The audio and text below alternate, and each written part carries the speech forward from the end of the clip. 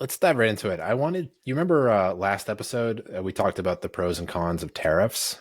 Um, I wanted to elaborate a little bit on Thiel's argument. I think I brought it up last time, but we didn't go into a lot of depth about it. You And just started to mention it. yeah, just a teaser sort of for this episode. Um, but just a reminder, just the reason why we're talking about tariffs at all has to do with these couple truths that were sent out by Trump saying that he's going to be raising the tariff, and then it just sparked this whole the kind of age old conversation about whether or not tariffs are good, whether they're bad. We had the debate. We went back and forth a little bit. I summarized it here on this next slide. We talked about arguments against tariffs, inciting trade wars. That's bad. Inflationary pressure is bad. I won't linger here for a bit. You can watch the episode. So the reason why I wanted to talk about this had to do with a interview that came up with Peter Thiel and Bari Weiss on the Free Press, and this honestly. And he laid out an argument for tariffs that I'd never really heard before and never really grappled with. So just kind of for my own information, I wanted to drill down into some of the numbers and sort of make sense of the argument. And I did some of that, and I wanted to relay that to you today. What do you think? Let's do it. Yeah. So what Bari Weiss asked him was, are those tariffs a good idea in your view? And those tariffs, he's referring to the ones that Trump have been talking about for a while. Now, the first thing I'll say is he gives in kind of an economic argument a little bit. But we talked about last episode how Trump's using these entirely for political purposes. So the fact that, he even started talking about sort of the economic impact or how tariffs, might hurt some people and they might benefit other people, I think is already kind of missing the point. But regardless, it's just kind of an interesting argument. So let's just summarize. Sorry, I won't kind of read the whole quote. It's kind of this big, long thing. But if you would allow me to summarize it, I can. He first off starts by saying that the free trade theory has several key assumptions. Now, those assumptions that he lists out, he says, across the two different countries that are engaging in free trade, you're going to see similar labor standards on both sides. Though there should be, theoretically, similar regulations.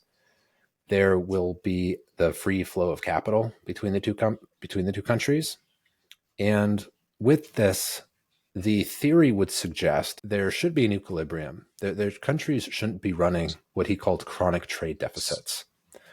And one of the most commonly noted chronic trade deficit is between China and the US. And I'll show you some stats real quick so you can see what we're talking about. And then he says, and this is sort of where, I thought was kind of interesting. He said that the budget then funds foreign companies to be purchasing U.S. financial assets, which ultimately benefit banks, but doesn't really help and maybe even hurt those that are actually making the goods. So I think he actually referenced a specific geographic area. He talked about, I think, Pennsylvania, but which is sort of the go-to if you want to grab sort of a group of people that maybe are being, quote unquote, left behind. Are you with me? Any questions so far? No, not. I don't specifically. I actually took a couple of minutes the other day and uh, listened to the whole argument, and yeah, it was very compelling because, like you were saying, we were talking about it last in the context of politics. He makes this economic argument, which is one that I've certainly not heard very much. It's definitely a bit non-standard, but it makes a lot of sense to me as well. At the outset, he lays out those assumptions at the top, like this first bullet here. And in the econ textbooks, yeah, that makes perfect sense. That's how these models are written. But then when you look at things in the real world, they're just like laughably different. Just in general, you think about free trade across all countries in the world, similar labor standards. The labor force in the United States is not the same as the labor force in Malaysia, for example. They're very different. There's a lot of reasons for that. There's very different profiles, as it is different in Western Europe, for example. So there's already just like a huge differentiation that should be explored, should be added into these models, but it really isn't typically. And I think just as huge, same thing like with regulations. There's clearly very different regulations in different countries. The United States is a very, in Western Europe, very regulation heavy um, uh, countries with a lot of regulation within standard business practices, and just naturally, you make for a safer business environment, but also a more costly one whenever you do that. So you can quickly see how some countries, if you were to skirt around that in the name of growth or whatever it may be, you quickly develop this kind of imbalance that's, you know, the theory would say, oh, it's competitive advantage, but really it's not. It's a function of these differences in regulation. In this example, it could be some of these other things. Yeah, no, that's yeah, that's an interesting point. I mean, you talk about competitive advantage. If one country is exporting a whole lot more goods, can you make some sort of artificial competitive advantage? If China just structurally has much higher tariffs across the board on all kinds of different goods for many years, there's a natural imbalance that has to occur.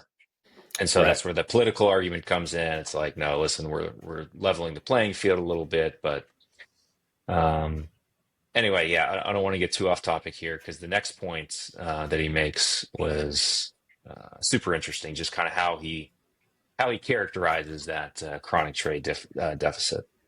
Yeah. So let's look at that chronic trade deficit just to give some numbers. This is the U.S. China trade. This is from the U.S. point of view. Right here we got the imports. This is by month. Over here we're in the billions. Uh, these are the exports to China, and this is the balance. So you'll see we're running the negative balance. This is over the last 10 years. I would call that chronic. This is from just source the census.gov. It is not seasonally adjusted, nominal, and monthly. So, first point he makes chronic trade deficit, I'd say yes. I don't think too many people are debating that. Now, the next thing, and this is kind of a little bit of a side lesson, or at least a reminder. Um, when the last part that he made, and this is part in green, which is what I pulled from the previous slide, is summarizing Thiel's argument. He said that the deficit funds foreign companies purchasing U.S. financial assets.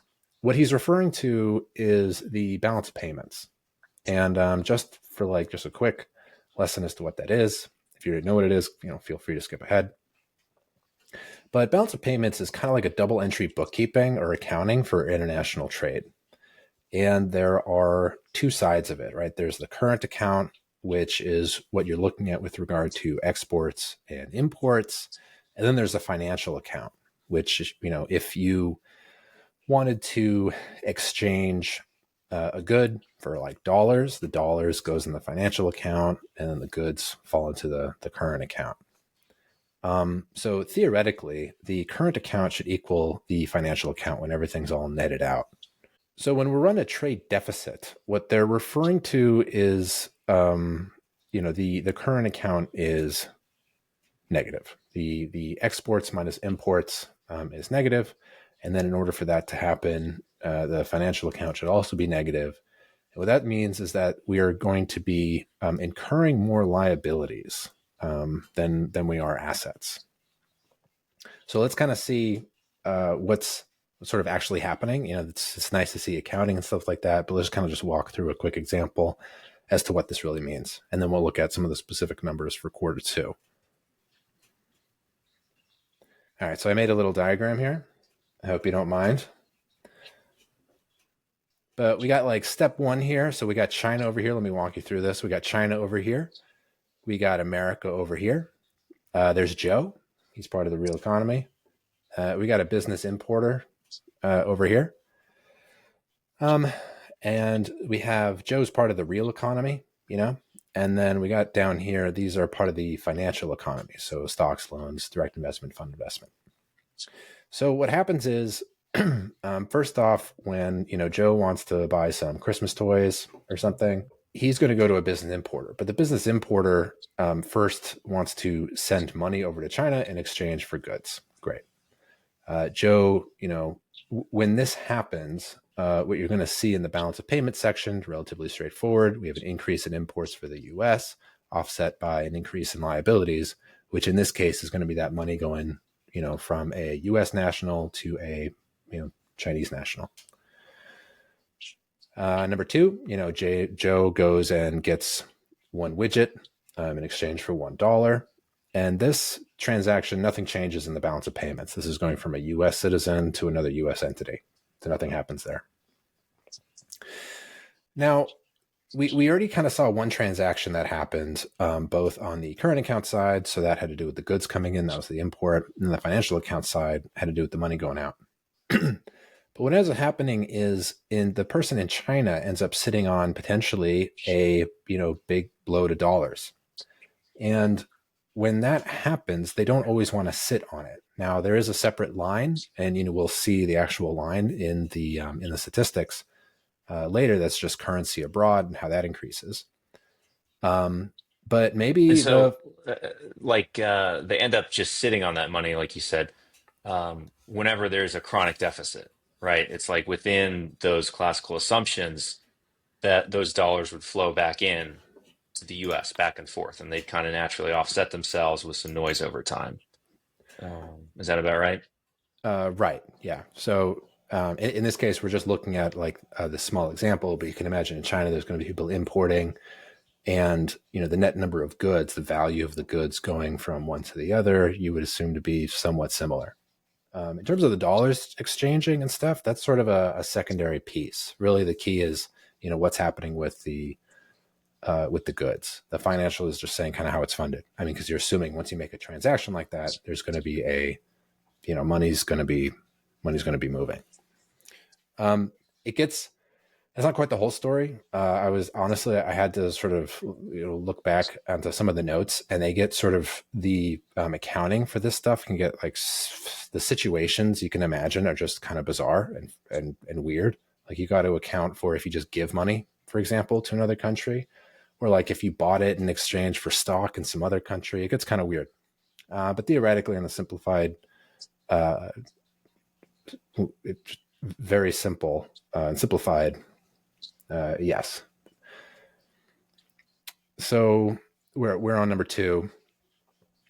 And so now you can imagine China is sitting on a whole bunch of these dollars.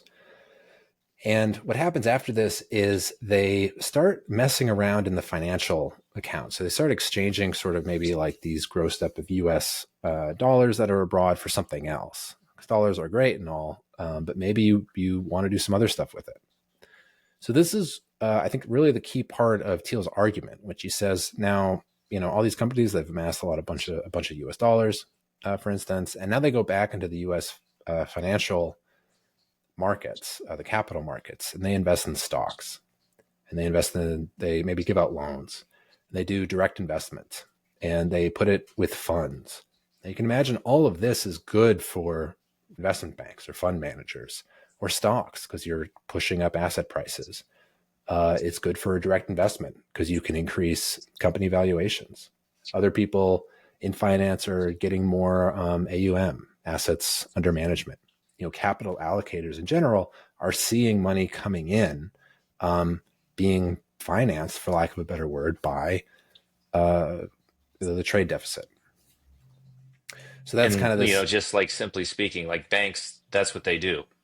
Anytime these financial transactions are happening, they just want more and more of them to occur. That's their business. They take a fee along the way. So exactly, it's like the more of this that occurs is very beneficial to the financial sector specifically. So this might be helping to explain sort of some of the disconnect between the capital allocators and everyone else. So that's kind of number four. They like this current system, but then there's no talk here about this getting to the real economy out before it gets to the investors. Now, like you could, there's the trickle down argument, which is, investors, if they have more money, then they can invest more and help, um, you know, Just funny, actually, just like as a quick side note, like trickle down economics, that is something, at least in our adult lifetimes, that, has been long, long gone. People thought about, or, it was popular in the 80s. and then it just quickly fell out of favor a couple of decades after Yeah, that. it's kind of a dirty It's word. almost, yeah, it's a very dirty word. You scoff at it. Exactly, exactly. Like Yeah. it almost makes me think 20 years from now, might we have a similar view on our tariff policy currently? We think it's going to work in this way, and then we look back and say it just didn't quite work that way.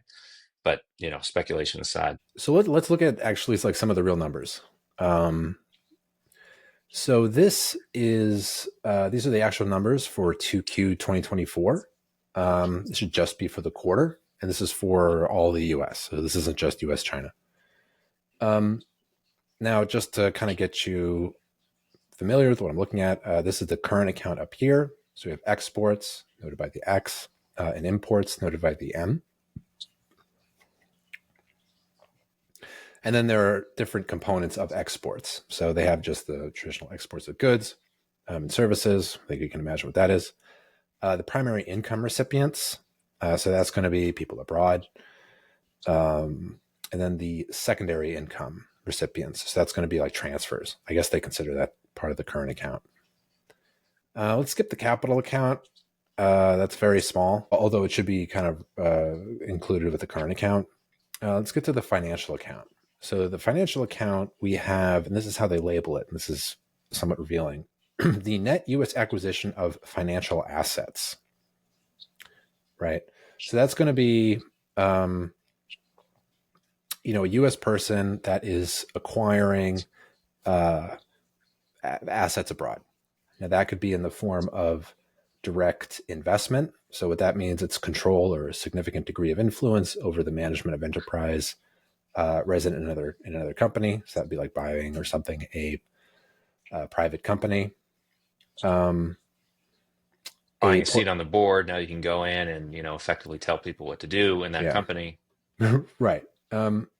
Yeah, so, but like considerable influence, I think, is one of the key points. Yeah.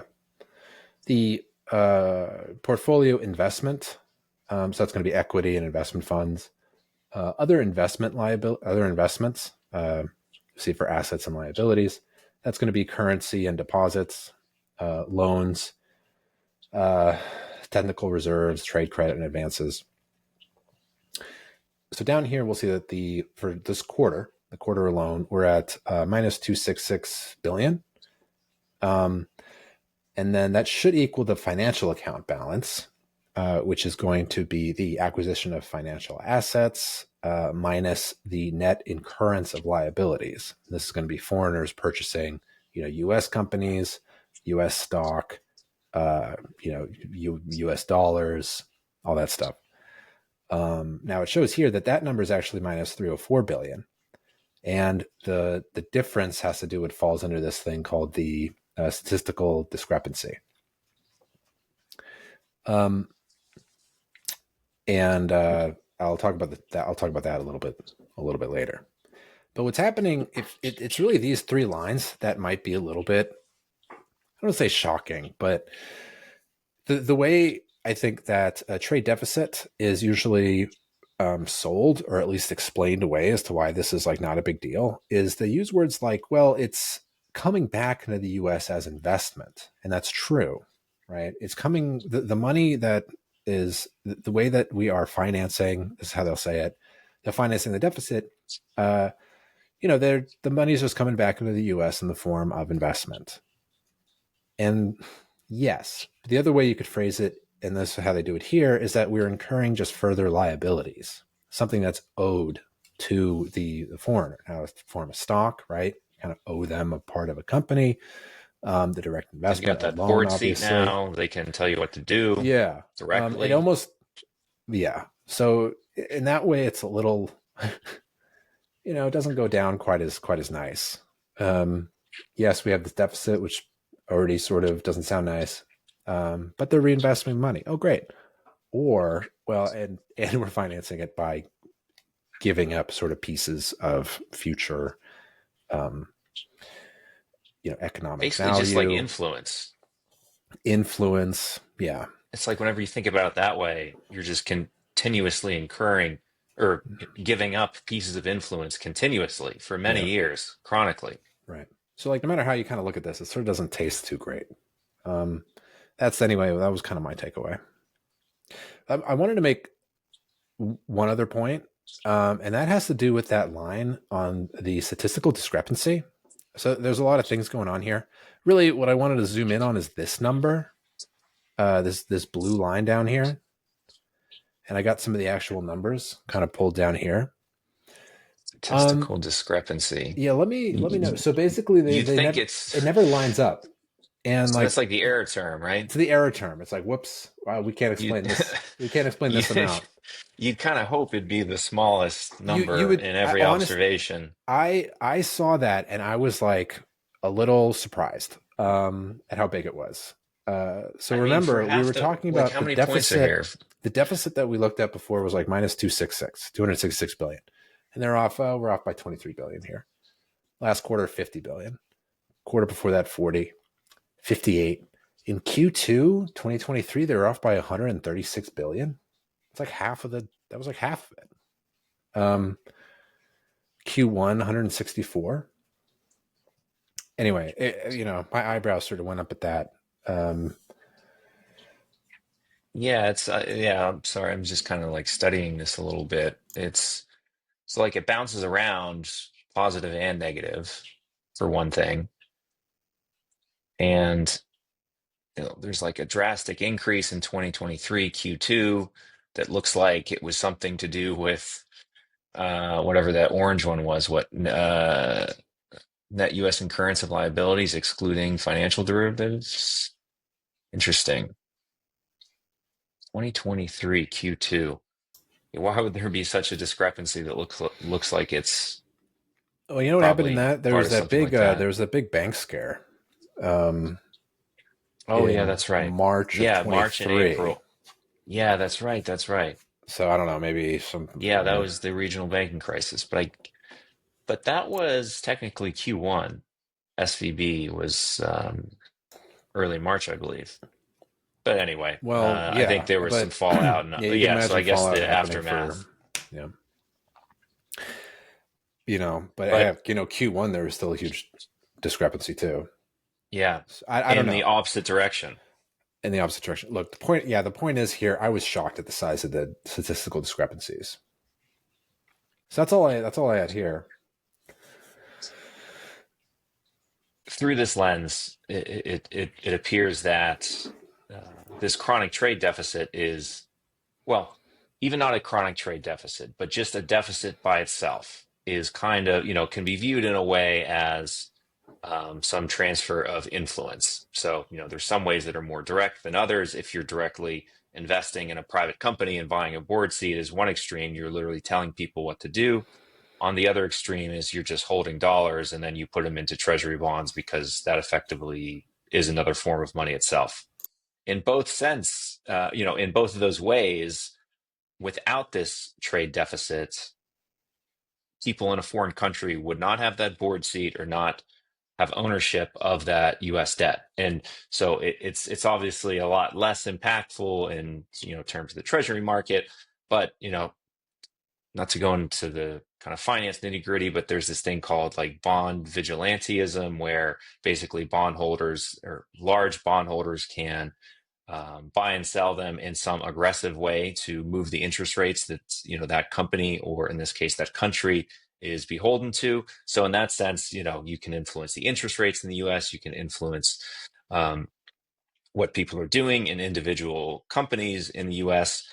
And under the classical theory, that should kind of balance out over time. It's like the US should have a bit of a deficit sometimes. China, or, whatever other country we're talking about, should have a deficit sometimes.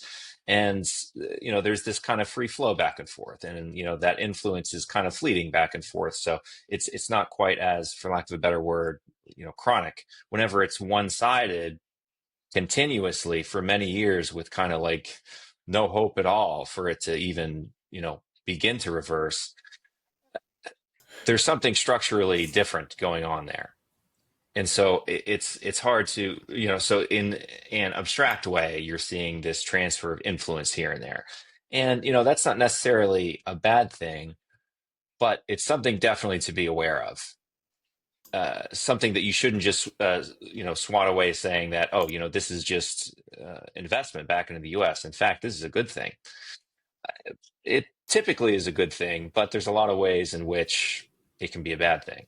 So Yeah. it's that influence route is one thing, and then the last thing that like Thiel was really highlighting from the political perspective, and that we started to touch on, like that money, it's going through the financial sector. People at banks are, they're doing very well. In theory, you should have trickle down economics and all that good stuff. But like we said, it's like that's kind of like a laughable theory. We It's a know dirty word. Yeah. Dirty yeah, phrase. I mean, it just doesn't occur. It doesn't You know, seem to the have been working. And like, there are Yeah, it's plenty of like the examples. theory Yeah. is like, you can make any kind of sound theory that you want. It's been in textbooks for a very long time. It's very popular, but we've seen over time it just doesn't work. It doesn't Yeah. make I mean, sense, at least there's in a the world huge today. torrent at the top, and then by the bottom, it's trickled. And maybe that's what Exactly. they mean by it. All right, Joe. All right. Have a good one. Thanks for tuning in. See you next week. Thanks. You too, Luke. See Hey, you next week. see you next week. See you later. Bye. Bye.